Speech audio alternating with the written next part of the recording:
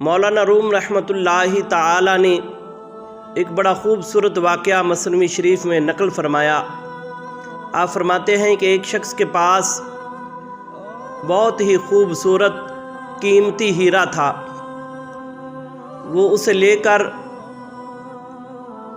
جو ان کے شہر میں قریب ہی مارکیٹ تھی جوہریوں کی، ان کے پاس گیا اور انہیں جا کر دکھایا تو ان لوگوں نے کہا کہ اس مارکیٹ میں کوئی بھی ایسا شخص نہیں جو آپ کے اس ہیرے کی قیمت ادا کر سکے، یہ بہت زیادہ قیمتی ہے۔ آپ ایسا کریں کہ آپ وقت کے بادشاہ کے پاس چلے جائیں، وہ اس ہیرے کو خریدنے کی طاقت رکھتا ہے، اس کے پاس اتنی دولت ہے، وہ خرید لے گا۔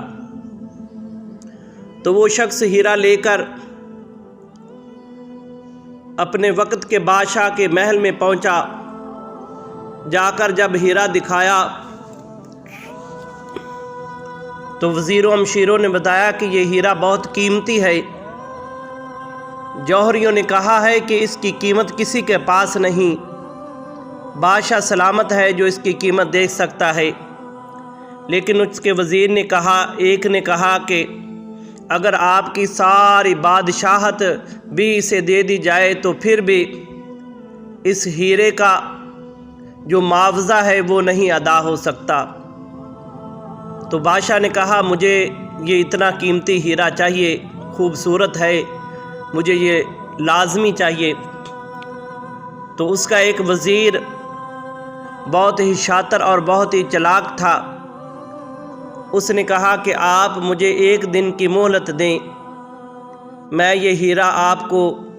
خرید کر دوں گا۔ تو بادشاہ نے کہا ٹھیک ہے۔ تو وہ وزیر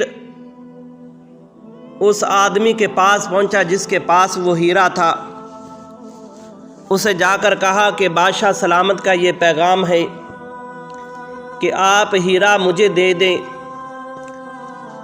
تو آپ کے لیے محل کے تمام دروازے کھول دیے جائیں گے، صبح سے لے کر شام تک آپ کو جو چاہیے آپ وہاں سے لینا اور اپنے گھر میں چھوڑ دینا، صبح سے لے کر شام تک آپ کے پاس وقت ہوگا اور جتنا خزانہ چاہیں آپ بادشاہ کے محل سے لے لیں، لیکن جب مغرب کی اذان ہو جائے گی اس کے بعد پھر ہمیں آپ کو ایک تنکا بھی وہاں اٹھانے نہیں دیا جائے گا۔ تو وہ شخص اس وزیر کی بات مان گیا، اس نے کہا ٹھیک ہے، مجھے آپ کی شرط منظور ہے۔ اس نے وہ ہیرا بادشاہ کو جا کر دے دیا تو بات طے ہو گئی۔ اس کے مطابق ساری رات اس نے کروٹ بدل بدل کر گزاری۔ صبح ہوئی، صبح ہوتے ہی جب وہ بادشاہ کے محل میں پہنچا تو اس کے لیے تمام دروازے کھلے تھے اور اسے بتایا گیا کہ شام تک آپ کے لیے دروازے کھلے ہیں، آپ جو چاہیں جتنا خزانہ چاہیں یہاں سے لے جائیں۔ جب وہ شخص بادشاہ کے محل میں داخل ہوا تو کیا دیکھتا ہے کہ ایک خوبصورت کمرہ ہے اور اس میں شاہی لباس جو ہے وہ اس طرح سجائے ہوئے ہیں دیوار کے ساتھ۔ اس نے دیکھے شاہی لباس اور کہنے لگا کہ ابھی تو صبح صبح کا وقت ہے، سارا دن پڑا ہے، پہلے کوئی اچھا سا لباس زیب تن کر لوں۔ وہ ایک لباس پہنتا ہے اور شیشے کے سامنے جاتا ہے، اسے دیکھتا ہے، پھر وہ اتار دیتا ہے، پھر دوسرا پہنتا ہے۔ اس طرح وہ کرتا رہا، پھر آخر کار اسے ایک لباس پسند آیا اور اس نے وہ زیب تن کیا، اور پھر جب وہ اس سے آگے کمرے میں پہنچا تو وہاں کیا دیکھتا ہے کہ شاہی کھانے پڑے ہوئے ہیں، طرح طرح کے کھانے۔ وہ بھوکا تھا، ساری رات کروٹ کروٹ بدل کر گزاری، تو اس نے کھانا کھانا شروع کر دیا۔ کبھی وہ بھونا ہوا گوشت کھا رہا ہے، کبھی وہ پکا ہوا گوشت کھا رہا ہے، طرح طرح کے کھانوں پر اس نے ہاتھ صاف کیا۔ جب وہ سیر ہو گیا تو پھر جب اس سے آگے کمرے میں پہنچا تو وہ کیا دیکھتا ہے کہ ایک خوبصورت عالی شان بادشاہ کا بیڈ ہے، تخت ہے، اور 7 کنیزیں ہیں جو ہوا دے رہے ہیں۔ تو اس نے کہا کہ ابھی بہت وقت ہے، تھوڑی دیر بادشاہ کے اس تخت کے اوپر دیکھیں کہ کیسا مزہ آتا ہے سکون کرنے کا، آرام کرنے کا۔ وہ بادشاہ کے تخت کے اوپر لیٹ گیا تو کھانا کھایا تھا، اوپر سے کنیزیں، غلام، ہوا پنکھوں سے جھل رہے تھے، تو اسے نیند آ گئی۔ ایسا سویا کہ سارا دن اس نے سو کر گزار دیا۔ پھر اچانک اسے کسی نے جگایا کہ اٹھو۔ جب وہ اٹھا تو وہ آگے کمرے کی طرف دوڑنے لگا، تو وزیر نے پکڑ لیا۔ اس نے کہا کہ آپ کا وقت ختم ہو گیا ہے۔ اس نے کہا میں نے تو ابھی یہاں سے کچھ لیا ہی نہیں، وقت کیسے ختم ہو گیا؟ تو اس نے کہا کہ تمہیں کہا گیا تھا صبح سے لے کر شام تک آپ کے پاس وقت ہے، آپ جو چاہیں، یہ دیکھو سامنے سارا خزانہ پڑا ہوا ہے، آپ جو چاہے لے جا سکتے تھے، لیکن آپ نے پہلے وقت لباس زیب تن کرنے میں لگا دیا، پھر آپ نے سارا وقت کھانا کھانے میں لگا دیا، پھر اس کے بعد آپ غفلت سے سو گئے، اب آپ کا وقت ختم ہو گیا۔ تو بادشاہ کے وزیروں نے بازو سے پکڑا اور محل کے باہر اسے پھینک دیا۔ تو مولانا روم رحمۃ اللہ تعالی فرماتے ہیں کہ اس واقعے کا انسان کی زندگی کے ساتھ بہت ہی گہرا تعلق ہے۔ آپ دیکھیں کہ رب کائنات نے ہمیں کس لیے اس روح کائنات میں بھیجا، اور پھر ہمیں بتایا گیا ہے کہ آپ کے پاس اتنا وقت ہے، ہو سکتا ہے 20 سال ہے زندگی، 30 سال ہے یا 40 سال ہے، تو آپ کو صرف اور صرف اللہ کی عبادت کے لیے یہاں بھیجا گیا ہے۔ لیکن ہم نے وہی اس شخص کی طرح پہلے ہم صبح اٹھتے ہیں تو ہم لباس زیب تن کرتے ہیں، پھر کھانا کھاتے ہیں، اور پھر ہم غفلت کی نیند سو جاتے ہیں، رات بھی غفلت کی نیند سو جاتے ہیں، صبح بھی غفلت کی نیند سو جاتے ہیں، اور ہمارا حال بھی اس شخص کی طرح ہے جو بادشاہ کا خزانہ اس طرح پڑا ہوا تھا، لیکن اس نے اس خزانے سے کچھ بھی نہیں اٹھایا، فقط اس نے کھانا کھایا یا لباس زیب تن کیا یا تخت کے مزے لیے۔ بس انسان کی زندگی بھی یہی ہے، ہمارے سامنے بھی اللہ تبارک و تعالیٰ کا خزانہ پڑا ہوا ہے۔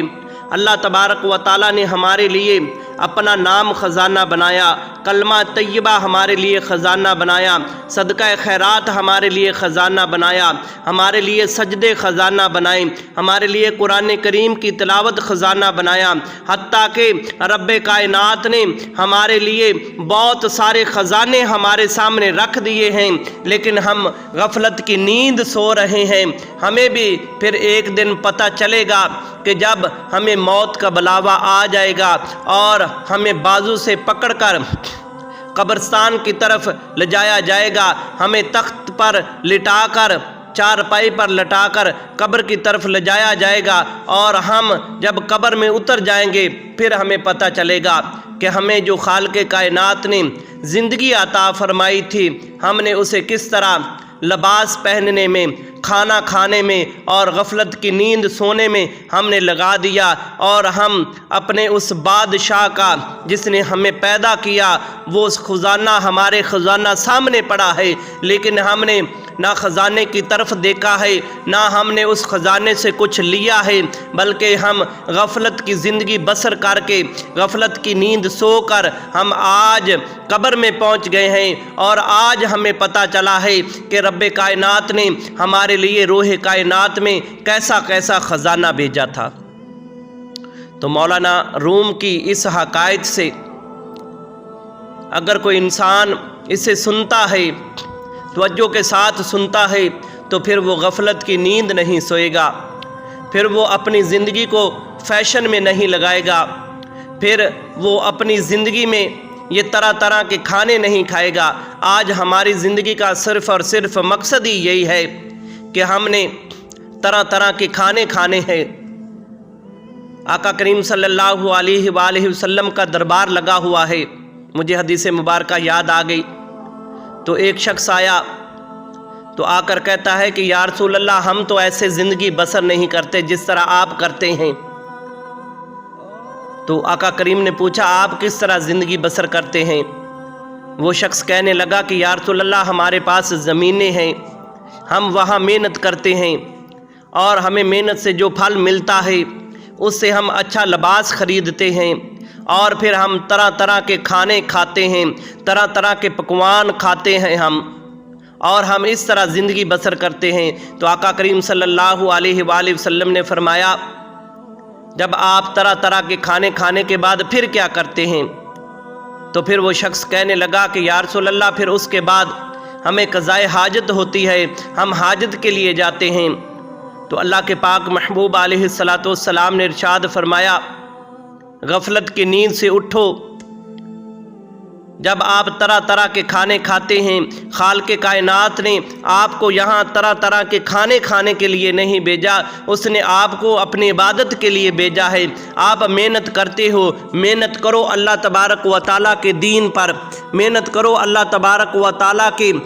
بارگاہ میں سجدہ ریزی پر، محنت کرو قرآن کریم پر، آپ محنت کرتے ہو فصلوں پر، اور پھر وہاں سے آپ کو اناج ملتا ہے، اور اس سے آپ کپڑے خرید کے، اور پھر اس سے آپ اچھا اناج کھاتے ہیں، طرح طرح کے کھانے کھاتے ہیں۔ اس کے بعد پھر کیا ہوتا ہے؟ اس کے بعد قضائے حاجت ہوتی ہے، اور وہ سب کا سب وہ گندگی بن کر نکل جاتا ہے، اس کا کیا فائدہ؟ بزرگ فرماتے ہیں کہ انسان کھانے کے لیے پیدا نہیں ہوا، بلکہ انسان کو اللہ تبارک و تعالیٰ نے اپنی عبادت کے لیے پیدا کیا ہے۔ اتنا کھاؤ جو آپ کی زندگی کو، جو آپ کی صحت کے لیے اچھا ہو، اتنا کھاؤ۔ زندہ رہنے کے لیے صرف کھاؤ، یہ نہیں کہ ہم کھانے کے لیے زندہ آئے، کھانے کے لیے ہم یہاں پر آئے ہیں، بلکہ زندہ رہنے کے لیے کچھ کھاؤ، اور باقی جو وقت ہے وہ اللہ کے حضور لگاؤ، اللہ تبارک و تعالیٰ کی بارگاہ میں سجدہ کرو، اللہ تبارک و تعالیٰ کی بارگاہ میں توبہ استغفار کرو، کیونکہ یہ زندگی ایک دن ختم ہو جانی ہے۔ ہم نے اللہ کے حضور جانا ہے، تو پھر رب کائنات نے ہمیں جو نعمتیں عطا فرمائی ہے، جو اللہ تبارک و تعالیٰ نے ہمیں نعمتیں عطا فرمائی ہیں، زندگی جیسی نعمت، تندرستی جیسی نعمت، ان نعمتوں کا خالق کائنات نے ہم سے حساب و کتاب لینا ہے۔ تو اللہ کی بارگاہ میں دعا ہے کہ اللہ تبارک و تعالی ہمیں اپنی زندگی کے مقصد کا پتہ چل جائے۔ تو اسی دعا کے ساتھ ہم ویڈیو کو مکمل کرتے ہیں۔ تمام تعریفیں اس وحدہ لا شریک کے لیے جو تمام جہانوں کا رب ہے، تمام جہانوں کا پالنے ہار ہے، اور تمام درود و سلام اس نبی کے لیے جو آخر الزمان نبی جناب حضرت محمد مصطفیٰ صلی اللہ علیہ وآلہ وسلم ہیں، اور تمام دعائیں اپنے والدین کے لیے جن کے والدین زندہ ہے، اللہ جل شانہ انہیں عمر خضری عطا فرمائے، اور جن کے والدین اس دنیا سے چلے گئے ہیں، اللہ خالق کائنات انہیں جنت میں اعلیٰ عرفہ مقام عطا فرمائے، اللہ تبارک و تعالی ان کے درجات کی بلندی عطا فرمائے، اللہ تبارک و تعالی ہمیں بھی موت کی تیاری کرنے کی توفیق عطا فرمائے، قبر حشر کی تیاری کرنے کی توفیق عطا فرمائے۔ دوستو، اس ویڈیو کو سننا اور دوستوں میں شیئر کرنا۔ ہو سکتا ہے کہ ہمارے ایک شیئر کرنے سے کسی کی زندگی بدل جائے، اور ہمارے ایک شیئر کرنے سے کوئی سیدھے رستے پر چل جائے تو ہماری زندگی کا مقصد